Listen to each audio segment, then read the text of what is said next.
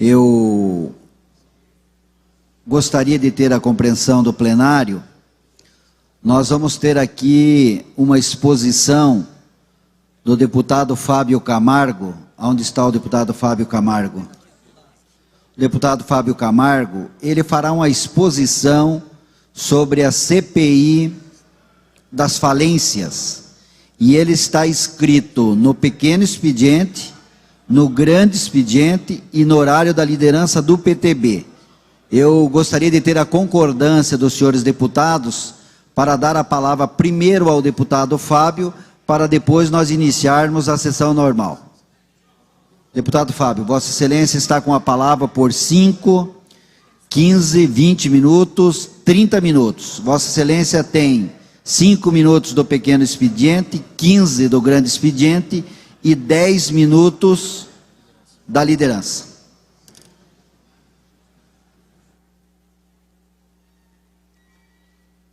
Senhor, eu apenas gostaria para que a nossa assessoria tivesse atenção de quando o deputado Fábio Camargo for fazer o demonstrativo que fosse apagado as luzes.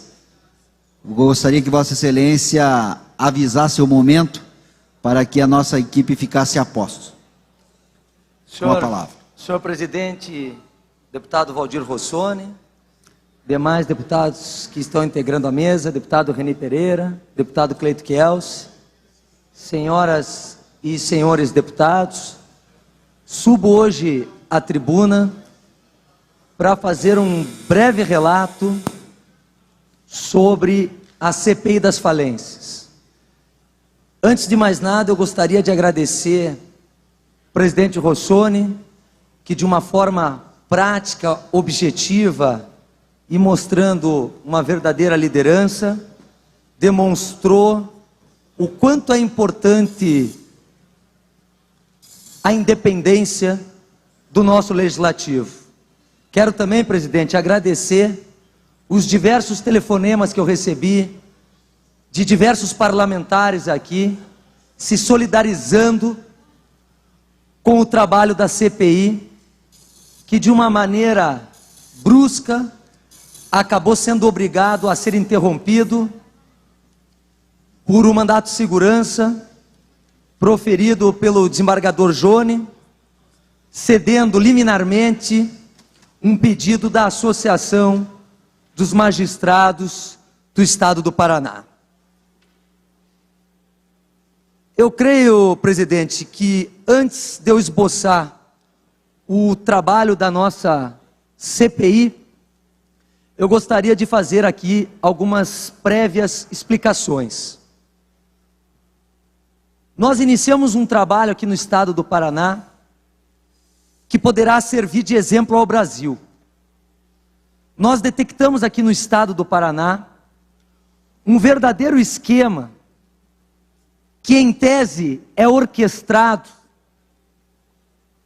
por uma organização criminosa que busca tirar proveito financeiro de grandes empresas paranaenses falidas em benefício próprio. Eu vou dar números aos senhores. Existe em tese uma família aqui no estado do Paraná que está administrando, senhores parlamentares, nada mais, nada menos, contando com imóveis, aproximadamente 15 bilhões de reais. Em tese, essa organização criminosa, que não paga os credores, que deixa os funcionários na mão, tiram quase que R$1 milhão, deputado Caíto, líquido por mês.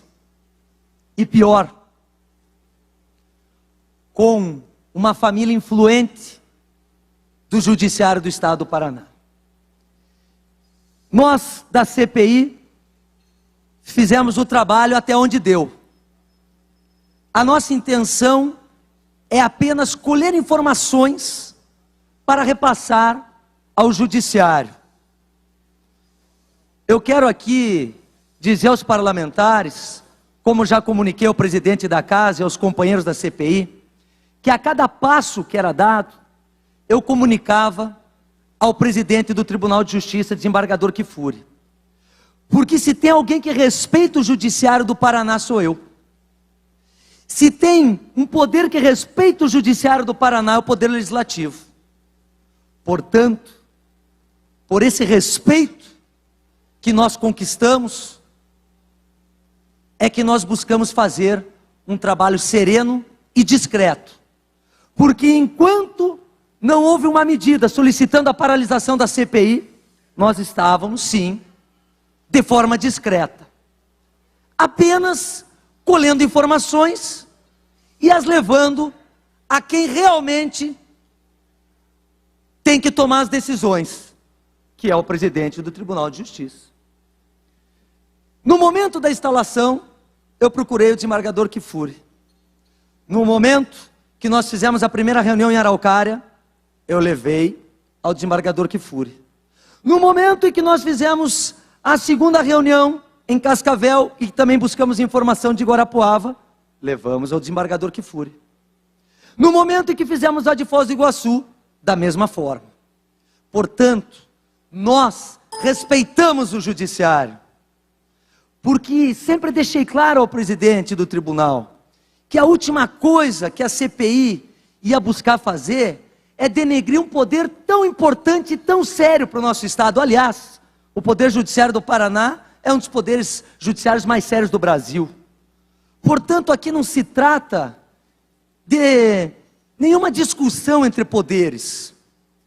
Se trata, sim, de uma associação que acabou defendendo alguns associados e que vocês vão poder entender através dos nossos vídeos. Um corporativismo. Mas um corporativismo, deputado Stefanos, aliás, Vossa Excelência também me ligou no feriado, muito obrigado, Vossa Excelência demonstrou muita firmeza, e eu agradeço, como agradeci antecipadamente a sua chegada aos deputados que me ligaram, porque nós também somos corporativistas, isso é normal, não se trata de falso moralismo, eu não sou falso moralista.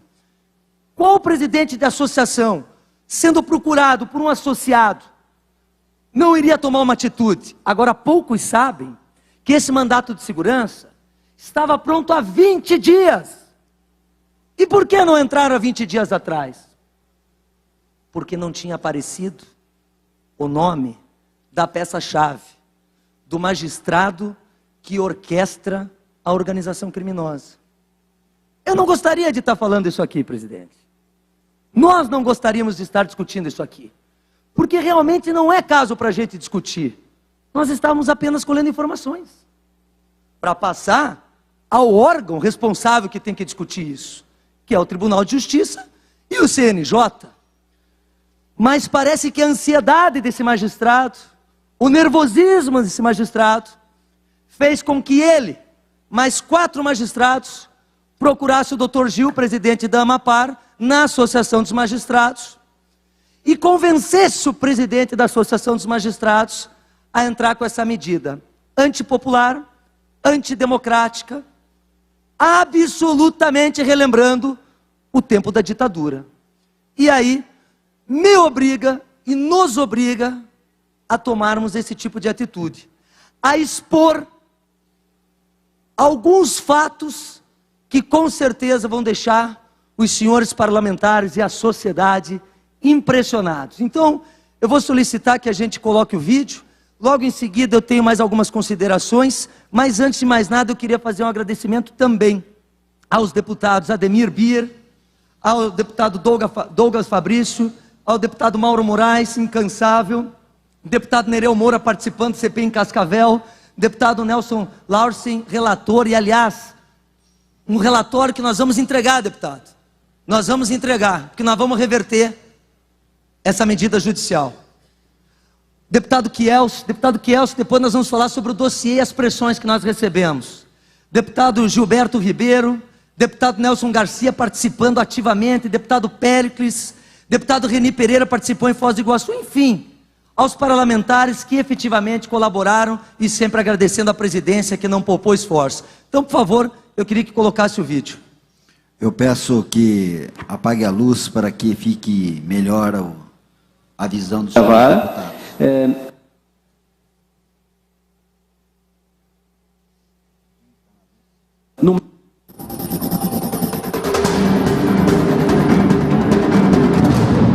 Hoje é o primeiro dia que a CPI das falências e concordatas está impedida de trabalhar.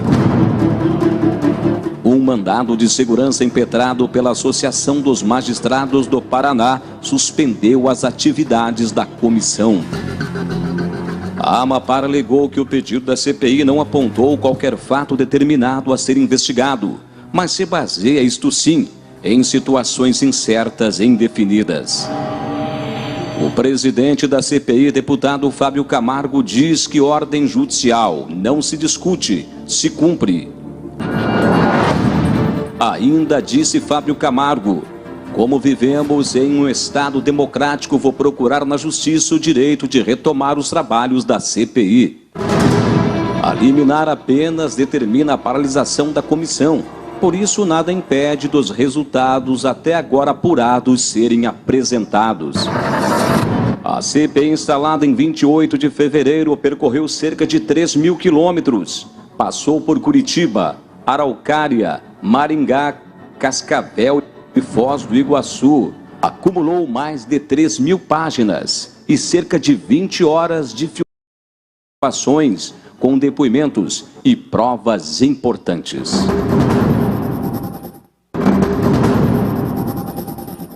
O problema da Megacred, ele ainda existe.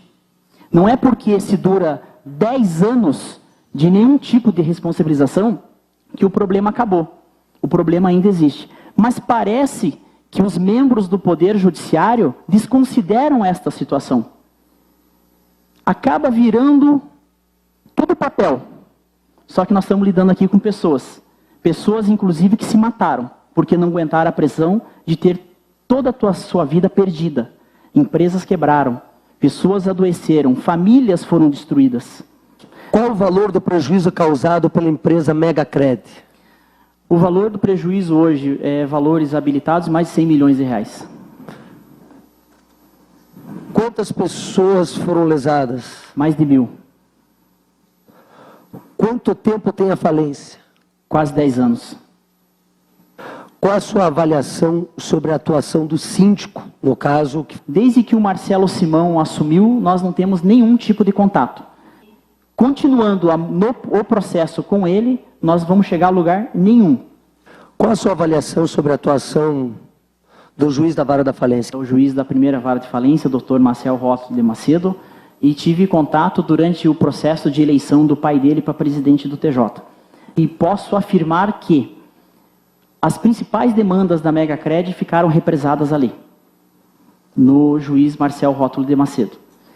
Ocorreu, inclusive, numa oportunidade, eu estava com demais credores indo fazer a diligência no cartório da falência, cheguei no balcão, pedi o processo junto com o advogado. E chegando no cartório, falou: o processo não está disponível. E na vara de falências tem uma portinha ao lado que você tem um reduto ali exclusivo. Eu fui lá de maneira totalmente despretensiosa e abri a porta. E justamente os advogados dos falidos estavam vendo aquele processo que nós queríamos. Qual magistrado? Não, cartório. Eu estou citando o fato do cartório, na vara de falência, primeira vara. E o titular? Marcel Rótulo de Macedo. A CPI traz uma luz para que nós possamos esclarecer esta atuação. Eu estou com o contrato social aqui, que consta como sócio-gerente Albanor José Ferreira. Sim, deputado, esse contrato social foi juntado nos autos, desconstituído esse registro da ação. Através da ação judicial, peço respeito. Qual era o juiz titular?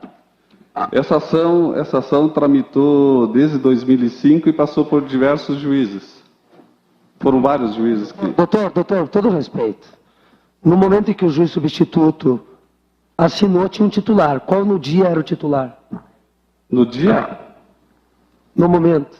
No período. No momento o titular do cartório? Isso, doutor. O juiz titular era Marcel Rótulo de Macedo. Muito obrigado. Titular. Isso aqui é uma comissão parlamentar de inquérito. Eu quero saber Um momento, estou com a palavra. Pois não. Eu quero saber do senhor se o senhor confirma aqui que em momento nenhum o doutor Albanor recebeu prolabore da Mega Crédito. Eu quero saber isso do senhor. Essa situação eu tenho que verificar para poder lhe informar. O senhor, como advogado, o senhor não tem conhecimento. Esse eu não então. tenho conhecimento dessa informação. Não é nós que vamos aqui julgar. Acho que o senhor só está desgastando o seu cliente. Não quero falar nada, mas eu acho que o senhor está desgastando o seu cliente. Excelência, eu agradeço a oportunidade e eu vou entrar com uma petição para pedir a degravação para a gente tomar as medidas judiciais cabíveis. Olha aqui, ó, já está aprovado. Já está aprovado. Nossa CPI é uma CPI absolutamente transparente. Obrigado, senhor. Muito obrigado. Gostaria de... Só para entender. Então, tinha um administrador, Gilmar, ele, na sua administração, faturava... 2 milhões e 200 mensais. Assumiu o Simão. É Marcelo Simão? Marcelo Simão. Marcelo Na realidade, esse Marcelo Simão, para vocês entenderem também, ele não comparecia na empresa. Quem aparecia na empresa, e eu não conheço ele pessoalmente, era o Rubens Aclésio Simão, que é pai dele. Que não era síndico, era ele quem administrava a massa. E aí diminuiu de 2 milhões... Começou a cair o faturamento, mesmo com as reformas, de 2 milhões ele caiu em novembro, em outubro, para 780 mil reais.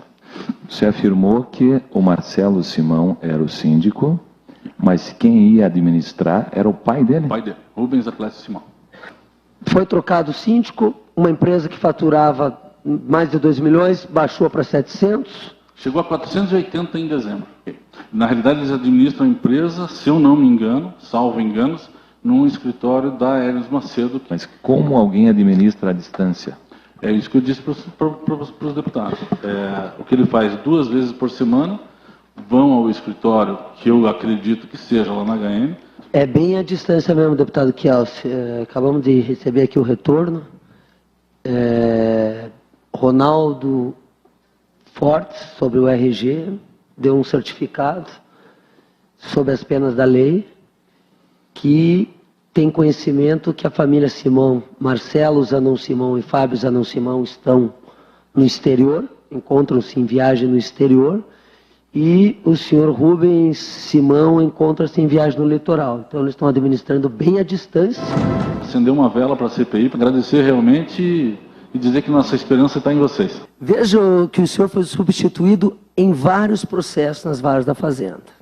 Nós fomos nomeados e descobrimos ali uma série de irregularidades dessa falência.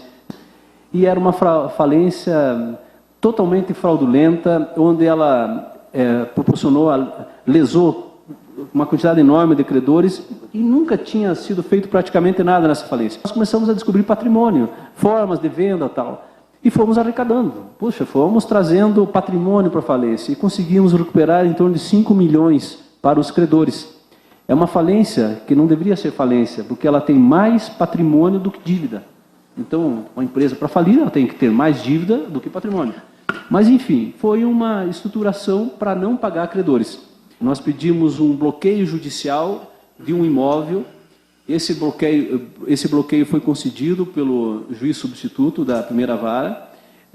No mesmo procedimento, nós tivemos numa outra matrícula, também fizemos um bloqueio judicial, só que, infelizmente, senhor deputado, quem comprou esse segundo imóvel não poderia ter sido bloqueado a princípio, né? Então, eu bloqueei um bem do desembargador e eu fui substituído na primeira vara. E o senhor podia dizer por quem? Pelo juiz substituto da primeira vara. É o doutor Augusto Guslac Júnior. Certo. Augusto Guslac, eu não sei se Júnior. E ele nomeou quem no seu lugar? Nessa falência foi o senhor Marcelo Simão. E a gente, de forma equilibrada, estamos apenas colhendo informações. Então é o mesmo Simão. A minha pergunta é só essa, é o mesmo Simão. É o mesmo Simão, exatamente. É o mesmo Simão. Então tá bom. Quantas falências você tinha quando você abriu mão? Eu tinha 57 falências na primeira vara e hoje eu tenho 0, não tenho nenhuma. Quem te nomeava como síndico? O juiz titular e o substituto. Anteriormente é o doutor, nominando, era o doutor Marcel Rótulo de Macedo e o doutor Gederson Suzin. No lugar dele veio o doutor Augusto. Quem nomeou, então, Simão? Quem nomeou o Simão? O doutor Marcel? Provavelmente, ele ou o doutor Augusto. Certo, ou ele é o Augusto. Bom, e a Megacred? Também. Perfeito. Esta empresa, Indústria Química Meliani, quando era administrada pelo senhor... Apresentava lucro, seu deputado. Ela estava apresentando lucros e estava pagando as despesas, é isso? Inclusive pagando toda a parte tributária. Nós tínhamos o recolhimento tributário em dia com essa empresa. Durante um ano, nós recolhemos 1,5 milhão de tributos ao governo do Estado do Paraná. E assumiu um novo síndico. É nesse episódio onde eu perdi a confiança lá por esse bloqueio que eu fiz. Daí, automaticamente, foram me tirada... E o nome da pessoa que assumiu? Foi também o senhor Marcelo Simão. Marcelo Simão. E, a partir do momento que ele começou a administrar, a empresa, ela deixou de dar lucro? Ela deixou de pagar os impostos, deixou de pagar os funcionários? É isso que a gente quer saber aqui. Perfeito. Foi aprovado em votação um convite para que o senhor Rubens Aclésio Simão, Fábio Zanon Simão e Marcelo Zanon Simão viessem trazer esclarecimentos, como o senhor trouxe, apenas porque nós estamos buscando informações. Porque, uma vez aprovada a convocação, eu vou solicitar ao capitão estoqueiro, a partir do momento que a gente passe o endereço, para que possa conduzi-los. Qual é o percentual de recuperação? Em 75%, isso eu afirmo, em 75% dos casos é passível de alguma recuperação. Qual é o percentual que se restitui ao síndico sobre o valor a ser arrecadado, vamos dizer assim, pela massa falida? 6%, até 6%. É bom, né? Eu acho que é excelente. Então, eu acho que essa CPI vai ser fantástica, no sentido de trazer algumas verdades aí e fazer com que o judiciário também tenha a responsabilidade de não buscar um fechamento dessa empresa. Eu gostaria de pedir aos senhores deputados que levassem essa CPI às últimas consequências, que não medissem esforços para buscar essas informações, porque o que vocês vão encontrar realmente são coisas muito importantes, porque é um processo velho que está aí se repetindo há 40, 50 anos, que precisa mudar. E isso é inédito. A nível de Brasil, isso nunca foi feito. É a primeira vez que se discute uma falência num público. O quanto o deve ao fisco do Doni, segundo a Procuradoria do Estado? Falou em 200 milhões aproximadamente. 240 milhões. Falou em... Veja bem, na minha pesquisa, estava em aproximadamente 240 milhões. E essa dívida realmente é antiga. E evidentemente está nisso multa, um monte de coisa aí. O que nós podemos apurar é que se a empresa que comprou tiver que pagar esta dívida, o baú da felicidade quebra. Como? Pelo que nós pudemos apurar, a empresa que, se tiver que pagar esta dívida, que seria oriunda do baú da felicidade, quebraria. O baú quebraria? É o que nós pudemos apurar sobre os valores. Me parece que até o patrimônio já está comprometido. Decretada essa falência, o senhor síndico começou a alienar os bens, inclusive os estoques, onde nesses leilões não aparecem os valores de cada produto. Como é que é o nome do síndico, por favor? Dr. Lelis Vieira dos Santos. E o saldo que deveria ter hoje, com o pagamento de todos os credores, pago todos os credores, deveria restar R$ 1.187.845.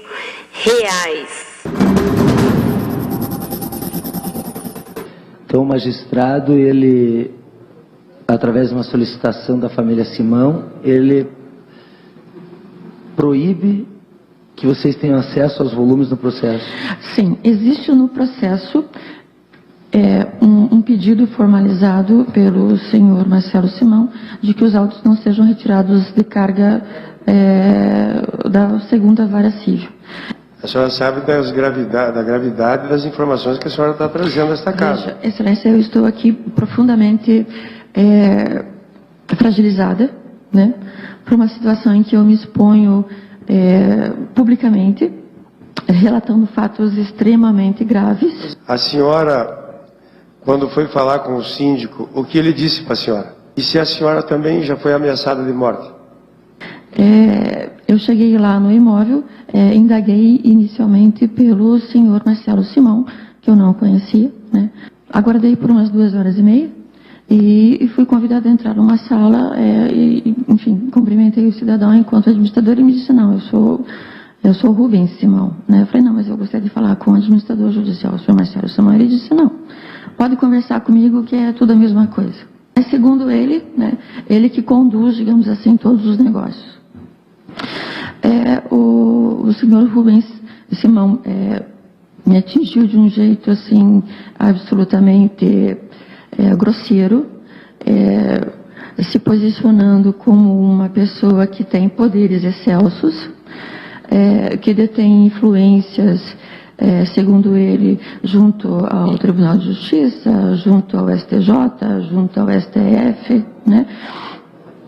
E me impôs uma situação de inferioridade, que os demais credores já foram, né, beijar a mão dele. O senhor Rubens Simão disse, não, os demais credores já vieram aqui beijar minha mão. E é assim que a coisa acontece. A senhora foi ameaçada de morte? Veja, eu digo para o senhor que dessa forma direta não, né? O que houve é uma insinuação, né, de que nenhuma pessoa lograria êxito numa demanda judicial. Sou herdeiro do espólio de Faustino Ferreira Mendes, que eu creio que muitas pessoas aqui da cidade devem conhecer, que compõem os hotéis Mirante, Hotel Estoril e diversos apartamentos. Só de apartamentos são mais de 150 apartamentos que meu pai deixou. Desde que meu pai faleceu, com todo esse patrimônio, muitos dias para comer eu tive que alguns amigos trazer comida para dentro da minha casa que eu não tinha o que comer. E quando ele colocou o Dr. Marcelo Simão, eu tive esperança que seria solucionado o mais rápido possível, porque ele cita, inclusive, aqui na colocação dele, que pela larga experiência do Dr. Marcelo, seria solucionado muito rápido. Qual magistrado? Dr. Marcos Antônio de Souza Lima, da 4ª Vara. Ele nunca se dirigiu à empresa desde que ele assumiu, nunca convocou uma reunião nem nada com os herdeiros. A minha situação é tão grave que eu tive que, como meu pai possui hotéis, eu tive que entrar com a minha família para dentro dos hotéis para poder me alimentar e ter onde dormir. Aí, para minha surpresa, o novo administrador me chamou e disse, o senhor tem prazo de 24 horas para se retirar de dentro das empresas. Eu falei, mas se eu não me retirar das empresas? Ele pegou e falou, vou chamar reforço policial e retirarei o senhor e sua família. Eu falei, para onde eu vou? O problema é seu. Nesse meio tempo eu me aceitei o infarto. Pelo meu sobrenome ser Café, eu fiz minha campanha com uma bicicleta, minha mulher foi no Paraguai e comprou uma garrafa de café de 5 litros, aí eu ia nas obras distribuía os cafezinhos, mas na inocência, né? Valdivino, nós estamos trabalhando essa CPI há muitos dias, há muitas horas, e de forma muito pesada. Então foi boa a tua vinda aqui, porque acho que é a primeira vez que a gente dá risada e descontrai nessa CPI. Eu já fui retalhado na chegada, né? Já fui retalhado pelo outro encontro que nós fizemos aí. Então já fui retalhado ali na entrada através de um oficial de justiça. Mas quero deixar bem claro que... Não, só um minuto, eu gostaria agora de entender. O senhor está chegando aqui, é isso? Isso. Não. O que eu quero deixar bem claro também, o oficial de justiça que falou para mim, cuidado de você falar isso a respeito da Justiça de Foz do Iguaçu, que você possa se dar mal, não sei o quê. Então eu quero já deixar um recado aí para o oficial de justiça que eu dentro do meu direito, eu não tenho medo não, tá? Você é grande, mas não é dois. Se quiser encontrar lá fora, que a Guarda Municipal foi embora, nós dois resolve no braço. Valdivino, agora, veja bem, momento de descontração já houve. Agora eu quero bastante seriedade, porque o que você falou é muito sério. Pois é, mas aí o cara também não vem Então querer... eu quero só entender. Tá. O senhor estava chegando aqui na Câmara Municipal de Foz do Iguaçu, como convidado para falar para a CPI das falências, sobre o assunto da Santa Casa, foi abordado por um oficial de justiça aqui na frente. Oficial de justiça ali na frente. Cuidado com as palavras que você fala a respeito da justiça de Foz do Iguaçu, negão. Qual é o nome do oficial? Eu admiro um oficial de justiça chamar um cidadão de negão. A Santa Casa tem uma história, esses trabalhadores deveriam estar lá dentro da Santa Casa. Mas por questões políticas na nossa cidade, nós estamos com um hospital que está utilizando verba pública que vai para o ralo, e essa verba poderia, com muito menos do que se gasta hoje, você poderia estar administrando a Santa Casa. Você poderia estar com a Santa Casa aberta e esses trabalhadores não estão na situação. E por que não é feito esse pagamento aos funcionários? Então, segundo o Ministério Público não acatou a decisão do Dr. Marcelo, o pedido, na verdade, do Dr. Marcelo, e o juiz, o Dr. Marcos, também não acatou. Então, o que nós não entendemos é isso aí. O porquê que não é pago. Se tem dinheiro, então a gente gostaria de dar força aos deputados, esses trabalhadores que estão aqui, realmente estão precisando de vocês. E a gente conta com isso.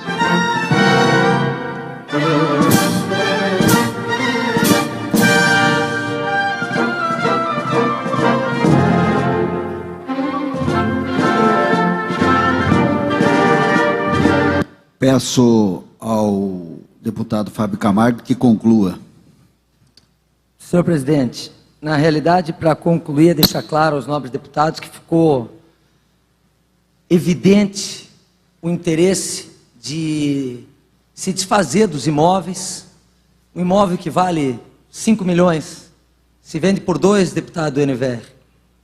Recebe 2 por fora, não se paga os credores, não se paga os funcionários, não se paga os impostos. Agora eu gostaria de mostrar o organograma, onde, concluindo, eu demonstro a organização criminosa formada no estado do Paraná. Antes de mostrar o organograma, o CNJ fez a seguinte publicação. Como se não bastassem os numerosos descasos em virtude do comodismo dos agentes do direito concursal, o direito falimentar atual convive ainda com a proteção de nebulosos interesses e práticas desvirtuadas, que evidentemente não se conformam com o fito da maximização dos haveres creditícios. E é precisamente para chocalhar este estado de coisas e devolver a dignidade da justiça que alguns deputados paranaenses iniciaram uma mobilização no sentido de instaurar uma comissão parlamentar de inquérito das massas falidas da Assembleia Legislativa do Estado do Paraná.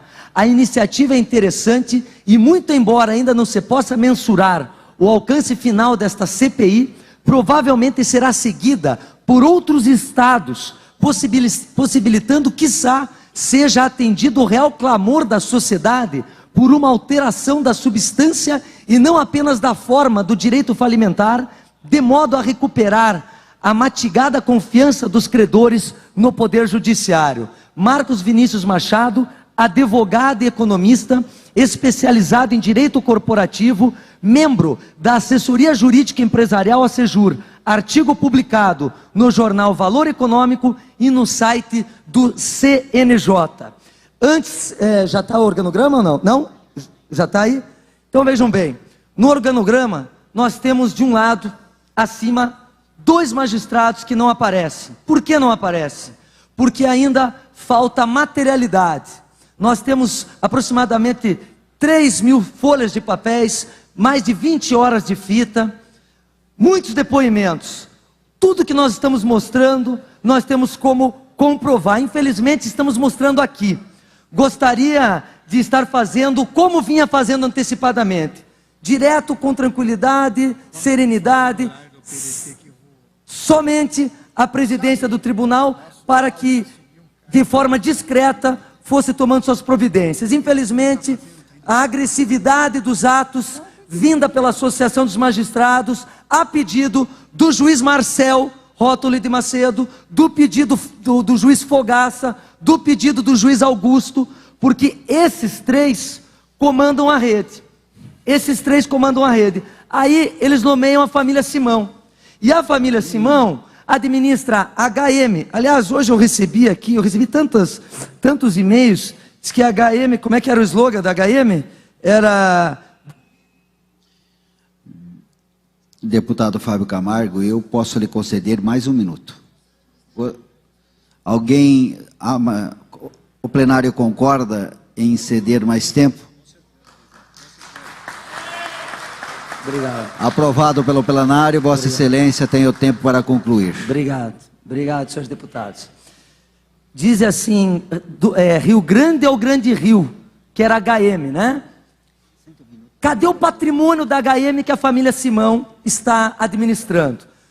Senhores, a Avan, que foi locada, foi locado para a loja Avan, o terreno.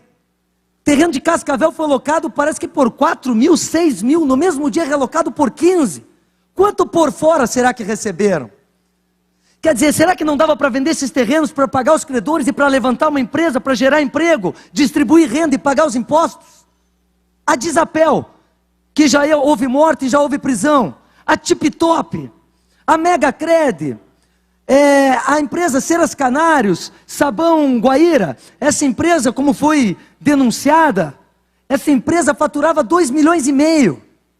Foi trocado de síndico, foi colocado Simão, baixou para 700, baixou para 400. E pior, o síndico, que foi indicado pelo magistrado, ainda não foi visitar a empresa, apenas o seu pai. Ou seja, a organização criminosa. E aí, vem a respeito da liminar. O que nós mostramos aqui, será que não é fato concreto? Porque a liminar se baseia que não existe fato concreto. Se isso não é um fato concreto, o que é o fato concreto? Se a gente vendo os funcionários da Santa Casa não recebendo, dizendo que o dinheiro está mal administrado, dinheiro de saúde, dinheiro sagrado. Se a gente vê um cidadão cujo pai deixou milhões em imóveis, mas que a família Simão administra e que ele mora de favor. Se a gente vê os funcionários da Megacred sofrendo com um golpe milionário no município de Araucária, agora nós temos fatos concretos. Só que hoje toda a sociedade sabe do fato concreto, porque a Amapar acabou entrando com essa medida. Eu quero aproveitar a oportunidade também, deputado Kielce, eu fui procurado durante esse feriado, porque sofremos muita pressão. Quero dizer aos senhores que foi me ofertado dinheiro para eu não instalar essa CPI, foi me ofertado dinheiro. Inclusive a pessoa que me ofertou dinheiro, eu tive uma conversa com ela no Bourbon, com esse juiz Fogaça. Aliás, eu conheci esse juiz Fogaça, não foi no momento que me ofertaram dinheiro, deixar bem claro. Mas na charutaria do Bourbon foi quando eu conheci esse juiz Fogaça. Presidente do Tribunal de Justiça, de uma forma séria, coerente, equilibrada, tranquila, diferente. Esses dois juízes, que são substitutos, já não estão mais na vara da Fazenda, o Augusto e o Fogaça. Foram para a região metropolitana. O Marcel ainda está lá. Ele é titular. Só uma medida administrativa da corregedoria do tribunal. E que nós vamos levar, o deputado Nelson, que é o relator, vai levar o relatório ao corregedor. Mesmo que seja o relatório preliminar, mas vai levar. As coisas vão acontecer. Mas o fato é que eu fui procurado e eu fiz esse organograma baseado num organograma muito fajuto que fizeram sobre mim e o deputado Kielce. E aí tem, deputado, eu falei que eu ia discorrer aqui na tribuna. Então vamos lá. Rechaçando veemente as informações infundadas, fantasiosas, mentirosas, divulgados em folhetim mentirosos, intitulados como dossiê, elaborado e divulgado por anônimo, com o intuito torpe de desmoralizar injustamente nosso desempenho junto a esta CPI Impugno absolutamente todas as acusações feitas à minha pessoa e que façam os seguintes termos. Primeiro, inverídico a alegação de que figuro como preposto de síndico ou síndico em processo falimentar em trâmite na 4ª Vara da Fazenda Pública de Curitiba, Paraná, onde é a juíza titular minha irmã Vanessa de Souza Camargo. Conforme certidão expedida pela senhora Regina Estela Pereira Piazek, escrivã responsável pelo cartório da 4ª Vara da Fazenda Pública, Falências e Concordatas de Curitiba, Paraná, fui indicado preposto em processo em momento em que o juiz da aludida 4ª Vara era Dr. Jefferson Alberto Johnson, Dr. Maurício Manguê, sendo que posteriormente subestabeleci-se em reserva de tais poderes. Destarte comprovadamente não atuo como síndico em qualquer processo. Segundo, mentirosa a informação de que possuo o mesmo endereço profissional do advogado Lúcio Marcos Oliveira. Eu estou discorrendo o que a imprensa recebeu de um dossiê contra a minha pessoa. Conforme o documento expedido pela OAB, meu endereço profissional é na Rua Inácio Lustosa, 827, bairro São Francisco, quando que o endereço profissional Dr. Lúcio é Avenida Cândido de Abreu, 526, conjunto 1108. Terceiro, não há que se falar em exercício irregular da advocacia, embora já exista pedido de licenciamento protocolado sob o número tal, junto à OAB, aguardo o deferimento conforme pode-se verificar em qualquer cartório distribuidor desde o mês de novembro de 2010. Portanto, senhores parlamentares, através de muita pressão, de muitas ameaças, nós conseguimos chegar nesse momento. Hoje eu recebi o telefonema do superintendente da Polícia Federal, Dr. Iegas. Na realidade, eu estive com o Dr. Iegas há uns 20 dias atrás, porque a Polícia Federal recebeu uma solicitação de investigação contra a família Simão. Esse pedido foi através de empresários dos quais eu não conheço, e foi entregue ao Dr. Mesquita, delegado federal. O Dr. Mesquita encaminhou à superintendência da Polícia Federal, mas de forma correta, a partir do momento que não existia nenhuma assinatura, a partir do momento que os empresários não queriam colocar os seus nomes nas acusações, a Polícia Federal achou por bem não dar continuidade, não dar sequência às acusações. Agora não.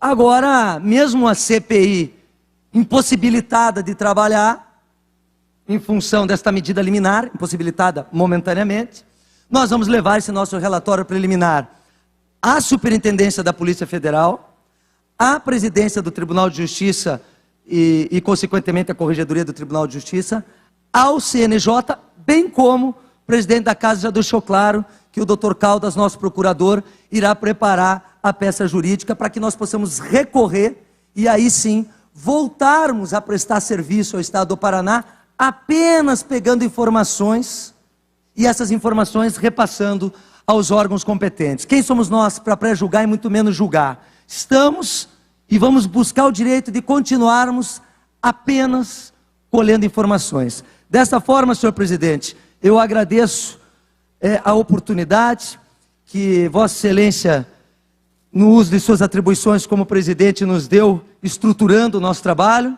Agradeço aos meus pares da comissão, que caminharam, lutaram, viajaram, passaram dificuldade, horas. Saímos da Câmara de Maringá, mais de 11 horas da noite, e foi assim também em Foz do Iguaçu, enfim.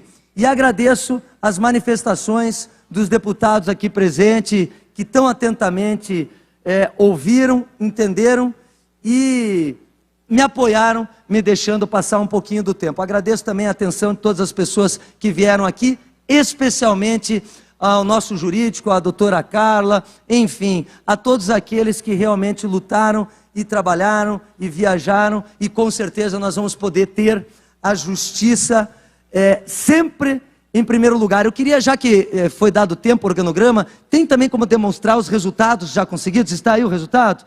Olha, pelo que eu posso me lembrar, nós estivemos em Maringá, no dia seguinte o juiz, ele acabou condenando o síndico a devolver o dinheiro à massa falida.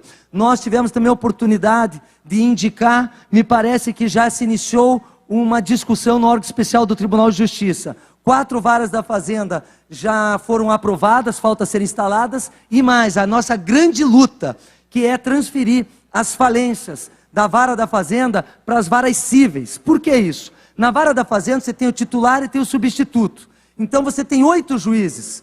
Nas varas cíveis, você tem 23 varas cíveis, você tem 46 magistrados. Se você tem 46 magistrados, dá praticamente para cada um magistrado cuidar de uma falência. Nós sabemos que são muitos processos para os magistrados, então eles vão ser levados menos a erro, porque a grande maioria absoluta do Judiciário do Estado do Paraná, graças a Deus, são pessoas sérias. Então esta minoria, esses 3 apontados e confirmados pela nossa CPI, que tem em tese, alguma intenção de má-fé na administração das falências, são a minoria. E é importante deixar claro isso, para que cada vez a gente acredite mais na justiça e para que, se realmente as falências saírem das varas da fazenda e forem para as varas cíveis, que a gente tenha certeza que os processos vão andar mais rápido, que os credores vão receber, que os funcionários vão receber e que o Estado como um todo possa administrar esse número altíssimo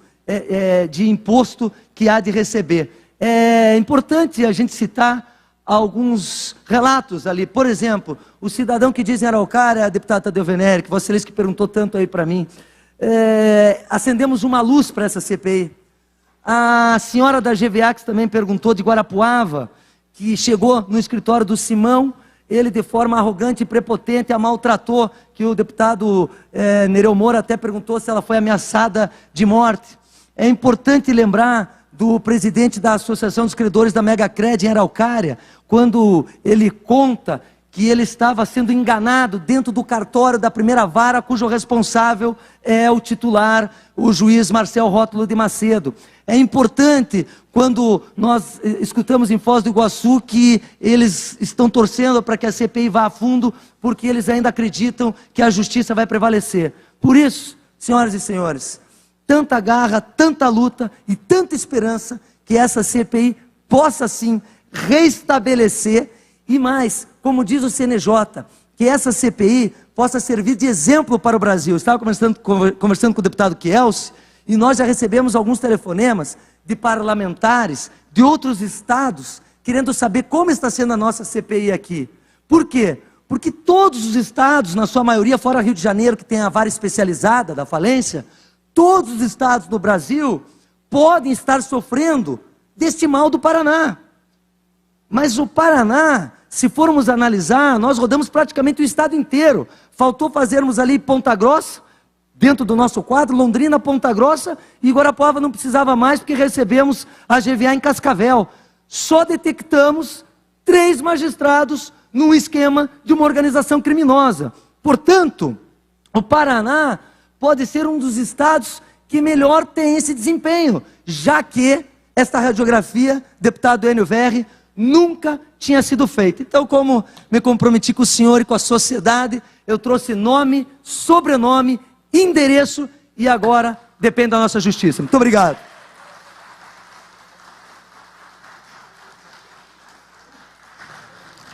Nós queremos cumprimentar o deputado Fábio Camargo e os membros da CPI e dizer que encaminhei a liminar ao nosso procurador para ver as medidas que a casa deve tomar.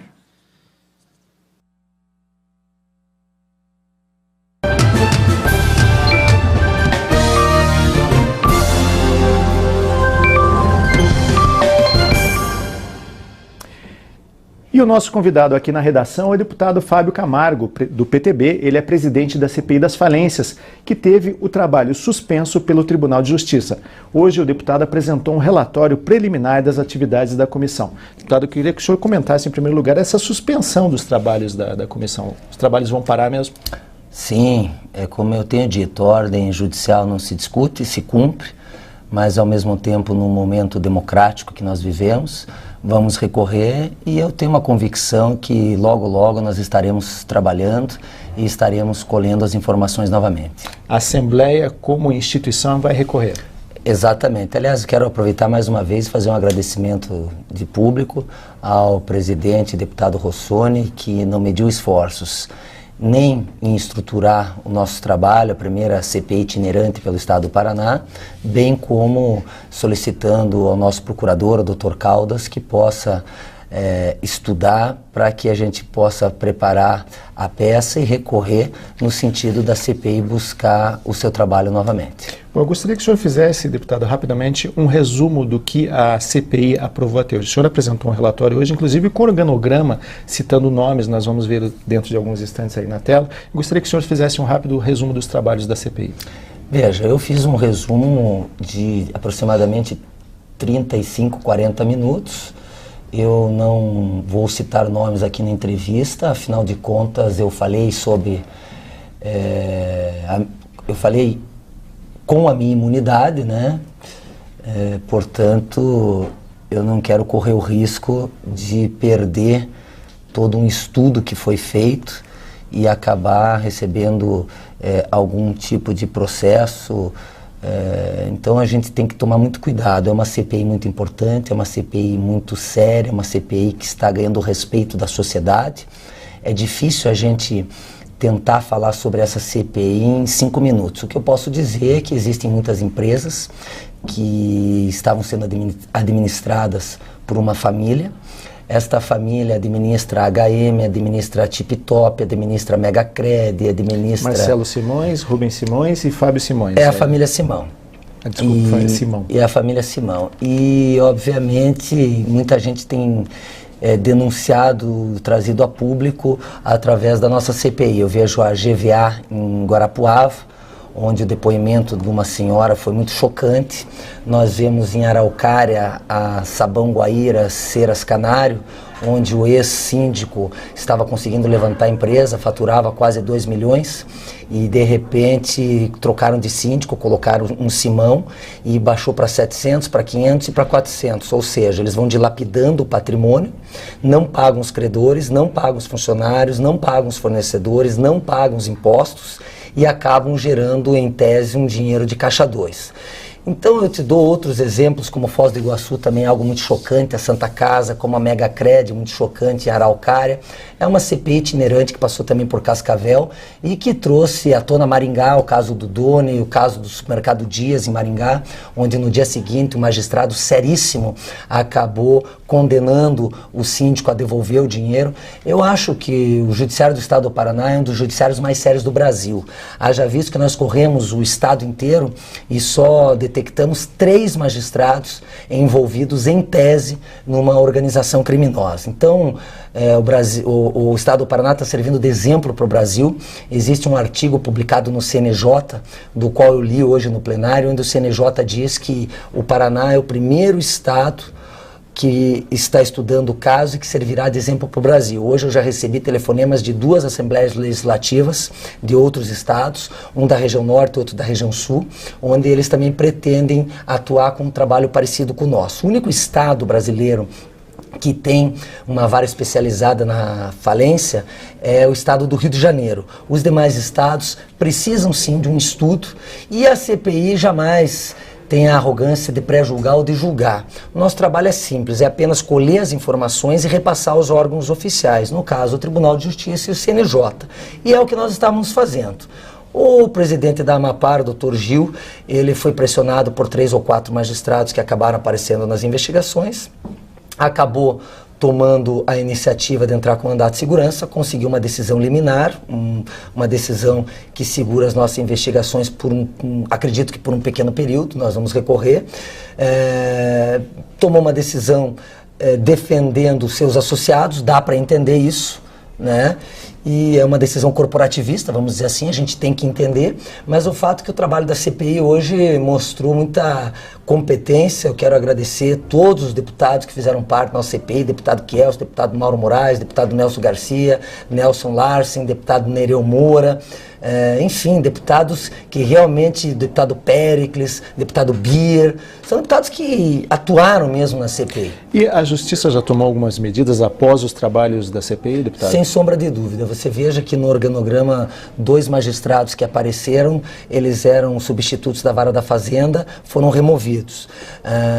Foi proposta a criação de mais 4 varas da Fazenda. Foi também proposta a retirada das falências das varas da Fazenda para serem remetidas às varas cíveis. Por quê? Porque na vara da Fazenda são 4 varas da Fazenda. Daí você tem o juiz substituto e o titular. São 8 juízes. Se nós temos 23 varas cíveis, são 46 juízes. Se você remeter essa matéria para lá, 46 juízes é praticamente um juiz para cada falência grande. Ou seja, o magistrado, ele vai errar menos, ou vai ser menos levado a erro, porque muitas vezes o magistrado pode ser levado a erro. Eu não vejo má fé no judiciário, não, muito pelo contrário, eu vejo muita seriedade no judiciário. Apenas 3 juízes apareceram em tese, demonstrando má fé, indicando uma família que está trazendo prejuízo às famílias paranaenses. Bom, para o presidente da Assembleia, o deputado Valdir Rossoni, do PSDB, não existem razões para o Tribunal de Justiça suspender o trabalho da CPI das falências. Vamos acompanhar. Até o presente momento, nós não vimos nenhuma atitude da CPI que pudesse prejudicar o judiciário. Eu acho que até está colaborando para que se esclareça essa questão das falências tão nebulosa. Eles alegam, inclusive, que houve falha na própria abertura, que a abertura foi com base em argumentos muito amplos, nada muito específico. Como que houve essa questão? Houve uma análise da mesa executiva? Eu acho que essa é uma preocupação não apropriada, porque quem não tem nada a esconder, não há preocupação. O importante é que se esclareça, porque a verdade vindo à tona, certamente, se a lisura do processo estiver ocorrendo, não há nenhuma dificuldade. Deputado, para esclarecer, quanto de dinheiro está envolvido nesse caso? É muito, veja, dá para nós temos que entender a HM. A HM é uma falência de mais de 15 anos, tem imóveis no Brasil inteiro. Então, você pega imóveis dessas empresas... Mas dá para a gente fazer uma estimativa? Dá, uma estimativa de aproximadamente 15 bilhões, talvez, que uma família administra. É muito. Né? Você vê aí, em tese, eu demonstrei hoje que um faturamento líquido de uma administração dessa pode chegar a 1 milhão, com dinheiro por dentro e por fora. Tem uma falência que essa família ousou pedir 100 mil reais para administrar uma empresa. Então, realmente... Estava na hora de alguém ter a coragem de levantar essa bandeira. Os deputados da CPI tiveram, eu apenas presidi. Nós temos os deputados que lutaram, trabalharam, viajaram, passaram por dificuldades, sofreram pressões. E eu acredito que nós vamos reverter esse quadro, porque quando a Amapar diz que não há um motivo específico, hoje, depois da demonstração... Associação dos Magistrados do Paraná. A Amapar, didaticamente, a Associação dos Magistrados do Paraná. Quando eu mostrei hoje em plenário, ficou claro que os motivos são concretos. Nós estamos vendo pessoas passando por dificuldade, pessoas sendo lesadas, empresas que poderiam estar gerando emprego e distribuindo renda, sendo destruídas por interesses pessoais, por uma organização criminosa. Então, eu tenho uma convicção que hoje nós provamos a nossa competência, a nossa seriedade e, acima de tudo, a nossa transparência. Deputado, para encerrar, que tipo de desdobramento o senhor espera que aconteça nessa CPI que envolve membros do Poder Judiciário? Eu acho que isso é uma questão interna do Poder Judiciário. Eu acho que a gente tem que cuidar para não perder a razão. Nós estamos absolutamente cobertos de razão juridicamente, moralmente, legalmente e moralmente. Portanto, eu não quero me estender e aí sim passar do legislativo, do qual nós temos a nossa independência, ao judiciário. São 3 poderes, legislativo, executivo e judiciário, dos quais eles são absolutamente independentes e ambos têm que se respeitarem. Nós respeitamos o judiciário, eu não só respeito e admiro, sou neto de desembargador e ex-presidente do Tribunal de Justiça, sou filho de ex-promotor, ex-procurador e juiz. Meu pai foi presidente do Alçada, foi uma das pessoas mais importantes pela unificação do Tribunal de Alçada ao Tribunal de Justiça. Hoje meu pai é desembargador, minha irmã é juíza da Fazenda, eu sou advogado e sou funcionário do Tribunal de Justiça. Então eu respeito e admiro o judiciário. Portanto, como disse o presidente Rossoni, nós estamos apenas colaborando. É importante salientar que todas as ações que eu que eu fiz, que eu exerci, eu comuniquei ao presidente do Tribunal de Justiça, o desembargador Kfouri. E ele é uma pessoa muito reservada, muito discreta, muito firme, muito preparado. E sempre na sua tranquilidade e no seu equilíbrio ele tomou posições. Então foi uma pena que a Associação dos Magistrados não escutou o presidente do tribunal e acabou entrando com essa medida. Porque acabou trazendo à tona tudo isso que está acontecendo, porque tudo poderia ser resolvido sem manchar um pouco. E queira ou não, hoje manchou um pouco a história. Porque hoje nós estamos trazendo a público uma situação que não é favorável. A menos que a gente possa mostrar essa situação de uma visão diferenciada, uma visão mais real. O que é uma visão mais real? A partir do momento que nós andamos pelo estado do Paraná, que geograficamente é grande, e só encontramos 3 magistrados que, em tese, estão agindo de má fé, é uma visão positiva. Mas o problema é que quando você fala do judiciário, que existe uma peça em desconformidade, para a sociedade pode causar uma descrença. E é muito perigoso você causar uma descrença para um órgão tão importante e fundamental para a sociedade. Então, o nosso objetivo era só colher as informações e repassar ao Poder Judiciário no sentido de que as coisas pudessem se movimentar, mudar e acabar melhorando a situação dos credores, dos funcionários e do fisco. Infelizmente, com a medida da Associação dos Magistrados, com a liminar sendo aceita e com o posicionamento dos magistrados citados, nós acabamos tornando a público o que eu espero que a sociedade não perca de forma nenhuma a credibilidade deste poder que é sério e que é direito. Muito bem, deputado Fábio Camargo, do PTB, presidente da CPI das Falências, muito obrigado pela sua presença no telejornal da TV Sinal, pelos esclarecimentos e até uma próxima oportunidade. Obrigado.